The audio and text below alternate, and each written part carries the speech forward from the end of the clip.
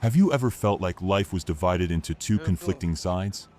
On the one hand, you want to be yourself, but on the other hand, there is a demand to conform to other people's expectations. Well, that's what happened to Eyad, an Arab teenager who had to live his life at an elite Jewish school in Israel. The struggle is not only about getting good grades or achievements, but also about finding your identity in a place that feels like you don't fully accept it. Let's discuss the plot of the film, A Borrowed Identity. Get your snacks ready, because this story is going to be very interesting. The story begins with a flashback to Eyad's childhood, which was full of nuances of life in a small town. He grew up in a traditional Arab environment that was thick with local customs and culture. Since childhood, his intelligence has been visible, so he has become the pride of his family, especially his father, Salah. Salah often gives advice about the struggle against injustice in the past. Salah has a unique view of the world in his eyes. He is a warrior, but in the eyes of the Jews, they call him a terrorist. As the saying goes, fighters and terrorists just have different perspectives, right? There is one scene that mixes humor with emotion. Eyad first met elite Jewish students who were visiting his school. Long story short, one of the Jewish students was invited by Eyad to visit his house. While eating together, Eyad innocently said, "Did you know? My father is a terrorist." Suddenly, the Jewish student immediately panicked and wanted to leave immediately. In fact, at that time, Eyad's father was being very friendly, preparing food and serving the guests very well. Eyad, a child who is intelligent and proficient in languages, has finally been accepted into an elite Jewish school in Jerusalem. This is an extraordinary achievement, especially for an Arab child. His family is certainly very proud, like winning the national lottery. However, behind their small celebration, there is also a feeling of worry. How will Eyad be in his new environment? Can he survive in a place so different from the world he has always known?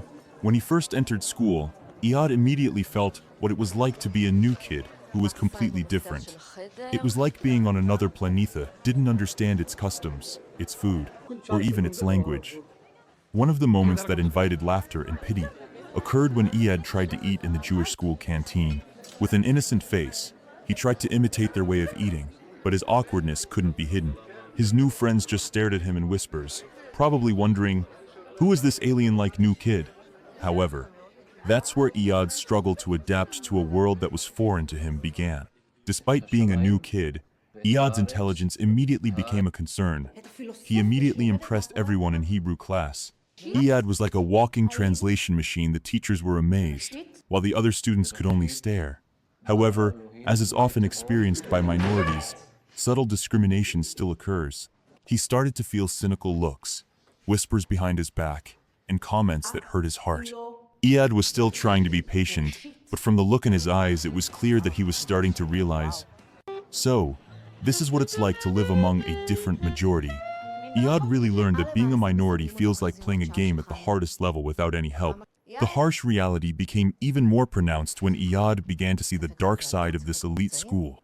Even though he was very intelligent, there were still invisible boundaries that kept him from being completely accepted. One of the sad moments occurred in history class. The teacher discussed the struggle of the Jewish people, and all the students seemed very enthusiastic. However, when Eyad tried to give a perspective from the Palestinian side, the classroom atmosphere suddenly became as quiet as an empty room. Eyad could only remain silent, realizing that his opinion was considered irrelevant in that place. What made the situation even sadder was when a group of naughty students tried to disturb Eyad's beliefs. They deliberately mocked the Prophet Muhammad in front of him. Muhammad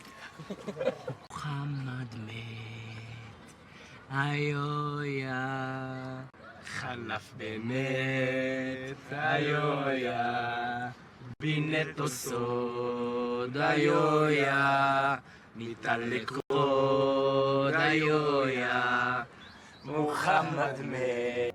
Eyad wanted to fight and express his objections, but he realized that he was only in the minority. He could only endure his anger and pain in silence. However, Eyad's life was not always filled with bitterness, because amidst all the drama he faced, he met Naomi, a Jewish girl who was different from the others' kind and beautiful. They first talked while working together on a school project. Naomi is a friendly person, and their conversation, which was initially just small talk, slowly becomes more intimate. However, Eyad is well aware that their relationship is like fire and gasoline if known. It could cause big problems. Even so, both of them still ignore the social rules that limit them. This is the beginning of a love story that will be full of drama. One of the moments that warmed the heart and sparked reflection occurred when Eyad met Yonatan. Yonatan is a young Jewish man who suffers from muscular dystrophy, so he lives with his mother, Edna, in their house. As part of a school program, Eyad volunteers to help Yonatan. At first, their relationship felt awkward. Yonatan was often cynical, even making racial insults, while Eyad seemed clumsy and didn't know how to act. However, over time, their relationship slowly found harmony. At Yonatan's house, Eyad learned something much more meaningful than just completing assignments. Yonatan, even though he is often rude or sarcastic, turns out to have a warm heart. They often discuss heavy topics such as identity and injustice, but are also punctuated by Yonatan's trademark humor, which makes the atmosphere lighter. One of the entertaining moments was when Yonatan taught Eyad about customs and Jewish culture.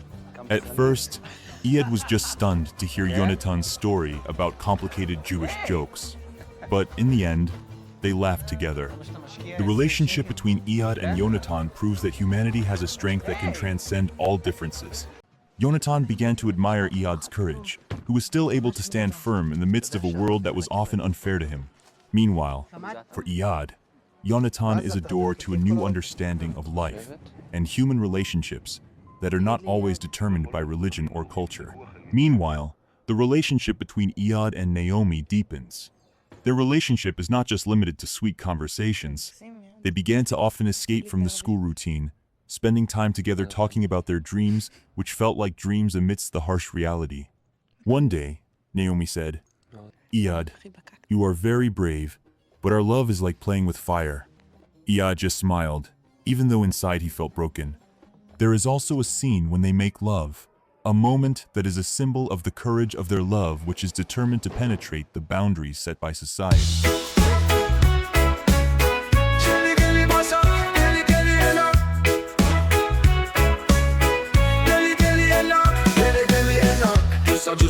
Juice, man top, man top, man top, man top, man top. Ike kimochi, ike kimochi. Geli basa, geli ena, geli basa, geli ena. Juice, man top, man top,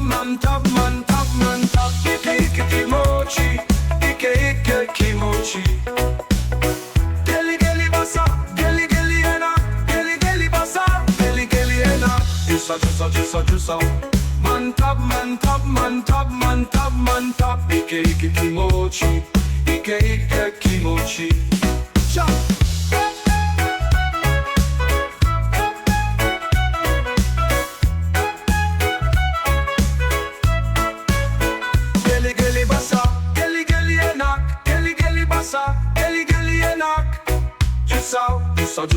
Juice, man top, man top, man top, man top, man top. Ike kimochi, ike kimochi.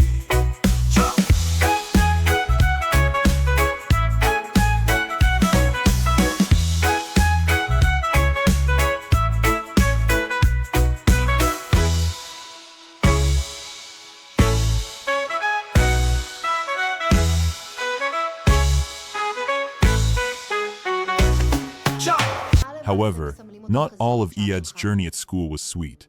His life actually got harder. There was a very annoying female teacher who openly humiliated Eyad in front of the class by bringing up his Arab background. Usually Eyad was always calm, but this time he couldn't hold back. He responded to the sarcasm with a sentence so clever that it made the whole class fall silent in shock. Even though Eyad won verbally, he felt like he was jumping into a deeper abyss of isolation. Feeling bored and tired, Eyad finally decided to go home to recharge his energy. There, he could breathe freely and chat with his family. However, the support they provide is only limited from a distance. His father, full of confidence, gave advice that sounded idealistic. Being yourself is the key to life, son. Eyad only smiled faintly, realizing that what he experienced in Jerusalem was much more complex than he could explain to his family. He felt trapped between two worlds that seemed impossible to unite. The friendship between Eyad and Yonatan becomes deeper and more meaningful. There is one scene that is very moving and touching at the same time. Yonatan, whose condition was getting weaker due to his illness, finally expressed his fear of facing death. He said, "Yes, sometimes I feel like life is just a matter of waiting my turn." Hearing this, Eyad, who didn't want his friend to continue to sink into sadness, immediately changed the atmosphere by telling a funny story about his life in the village. Yonatan, who is usually cynical, actually laughed out loud while sipping a mixture of happiness and sadness. Yonatan also becomes a kind of unofficial teacher for Eyad. It provides a new perspective on life in Israel, something Eyad would never have gotten from a textbook. This friendship opened Eyad's eyes that his presence at school was not merely to pursue education, but also to bring a little happiness into Yonatan's life, which was full of struggle. Meanwhile, the relationship between Eyad and Naomi deepens. They began to meet often in secret, away from the prying eyes of their school friends. One of the most touching scenes occurred when they were walking in the park while talking about their dreams for the future. Naomi said, "Yes, I want us to be able to live without looking at religion or race." But the sentence stopped because Naomi suddenly revealed that her parents had found out about their relationship, and yes, they asked Naomi to end it all. Eyad felt like his world was collapsing. On the one hand, he doesn't want to lose Naomi, but on the other hand, he realizes that changing the way people view him as an Arab is not an easy thing. In an emotional scene, Eyad says, "If I'm not good enough for them, why am I not good enough for us, Naomi?" Even though Eyad tries to convince Naomi to stay together, she begins to question, does this relationship really have a future? The relationship between Eyad and Naomi is increasingly uncertain. The pressure from Naomi's parents became increasingly intense. They even threatened to move Naomi to another school if she continued to have a relationship with Eyad. In one emotional and heart-wrenching scene, Naomi said, "Eyad, I love you, but I can't go against my family." Eyad, with all his affection, tried to strengthen Naomi, but he also realized that this situation had no way out. Finally, Eyad made a very tough decision. He decided to leave the elite school. The goal? So that Naomi can continue pursuing her dreams without interference from her family. When Eyad returned home, the situation there did not improve. His father, who had been so proud of Eyad's achievements, was very disappointed. In a tone full of regret, his father said, "I thought you would be the pride of this family, Eyad, but instead, you gave up like this." Eyad could only remain silent, feeling broken inside, but he remained convinced that this was the right decision to take. This scene is accompanied by melancholic music which further emphasizes the sadness of the atmosphere. Even though they are no longer at the same school, Eyad and Naomi still maintain their relationship secretly. Amidst all the stress, they continue to find ways to stay together, even if only for a short time. Meanwhile, the friendship between Eyad and Yonatan deepens. Yonatan, whose health was getting worse day by day, finally decided to stop going to school and continue studying at home. He was no longer able to face the ridicule of his friends. One of the most touching scenes was when Yonatan said to Eyad, "If one day I am no longer there, you have to promise to look after my mother Edna. She needs you, Eyad." Eyad, who considered Yonatan like his own brother, could only nod while trying to hide his sadness. There was one very emotional moment in a cafe where Naomi and Eyad talked seriously about their future. Naomi finally revealed her big dream of becoming an Israeli intelligence officer. However, there is a tough condition that Naomi must accept. She must not have relations with Arabs. Eyad, although his heart is broken, understands that Naomi has no other choice. With a heavy heart, Naomi decided to end their relationship in order to pursue her dreams. This moment felt like the world was collapsing for Eyad. On the other hand, Eyad begins to take a bigger role in Yonatan and Edna's lives. He was no longer just a friend, but a part of their family. Eyad cares for Yonatan with great affection, and Edna, who initially only saw Eyad as a volunteer, begins to see him as a child. There was a funny moment when Eyad was cleaning Yonatan's room and found Yonatan's identity card.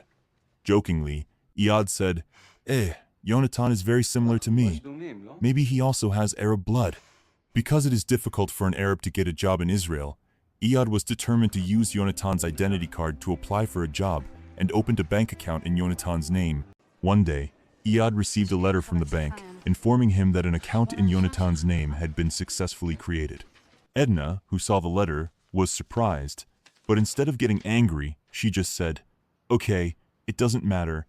The important thing is that no one knows." Edna's unexpected reaction actually gave Eyad a new glimmer of hope. However, Eyad was finally faced with the biggest dilemma in his life. He must choose between continuing his life with his new identity as a Jew that gives him greater opportunities, or returning to his Arab roots, even if it means giving up all his accomplishments and dreams. These are life questions that have no easy answers, and this decision will determine Eyad's future forever. Meanwhile, Yonatan's condition worsened. Eyad was increasingly by his friend's side, providing emotional support in Yonatan's final days. In one of the most touching moments, Yonatan asks in a weak voice for something very heavy. He wants Eyad to make sure that his mother Edna will not be alone after he is gone. As the greatest sign of trust, Yonatan handed over his identity documents to Eyad, as if to say that he believed Eyad could continue his life and look after his family. When Yonatan died, Eyad was completely devastated. Losing his best friend was a big blow, but on the other hand, the trust given by Yonatan was an important turning point for Eyad. With Yonatan's identity in his hands, Eyad begins to try to open the doors to freedom that were previously closed to him, even though this step is full of risks. One scene that is full of irony but also holds deep meaning is when Eyad takes care of the death certificate in his own name, while Yonatan is buried. At the funeral, this moment was unique and even touching. Yonatan, a Jew, was buried in Islamic manner, complete with the chanting of Surah Al-Fatiha. This scene combines tragic, humorous nuances and is full of symbolism about friendship that transcends religious and cultural boundaries. Eyad and Edna's relationship is one of the highlights at the end of the story. Losing Yonatan makes Edna and Eyad fill the void in their lives. There is a scene that makes the heart tremble. Edna hugs Eyad tightly and says, "You are like my own child now." Eyad, who throughout his life often felt isolated, finally found a place where he was truly accepted. This moment felt so sincere, like a warm hug after years of being in the rain. Luckily, this is a drama. If this was a film produced by Vivamax, wow, the direction would have been different, guys. Especially with the vibe of Edna's character, which, to be honest, has a very MILF impression. So, at the end, we see Eyad standing at a crossroads in his life. Two big choices are before him: continue living as himself, even if that means constantly grappling with an identity that is full of challenges, or start a new step with Yonatan's identity that gives him the opportunity to live an easier life. The film ends ambiguously. The camera zooms in on Eyad's troubled face while looking at the horizon. The choices he makes are not explicitly revealed, leaving us to ponder what identity, love, and acceptance mean in a world that is often unfriendly to differences. The final scene of the film shows Eyad looking at the world around him. He smiled faintly, as if he was starting to realize that life is about accepting imperfection. It doesn't always have to go according to expectations. The story of Eyad's journey is full of conflict, love, and sacrifice. This film not only depicts personal struggles, but also provides lessons about identity, acceptance, and courage to face a world that is often unfair. So, what do you think? Is it better to be yourself, or choose another path to survive? Share your opinions in the comments column. Don't forget to like, share, and subscribe so that I will be even more enthusiastic about creating other film plot content. See you in the next video, and keep loving cinema.